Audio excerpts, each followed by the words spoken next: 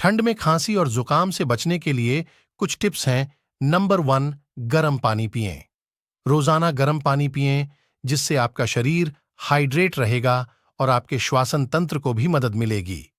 Number 2, vitamin C की कमी को पूरा करें। कच्ची सब्जियों और फलों में विटामिन सी होता है, जो आपकी इम्यून सिस्टम को मजबूत करता है। आंवला, संतरा, नींबू, टमाटर है। नंबर 3, अच्छी नींद लें। अच्छी नींद लेना शरीर को मजबूत बनाता है और इम्यून सिस्टम को भी सुधारने में मदद करता है। नंबर 4, गर्म चाय या काढ़ा पिएं। गर्म चाय या काढ़ा पीने से गले को सूखाने में मदद मिलती है और खांसी में आराम मिल सकता है। नंबर 5, व्यायाम करें। नियमित व्यायाम और योग इम्यूनिटी को बढ़ाते हैं।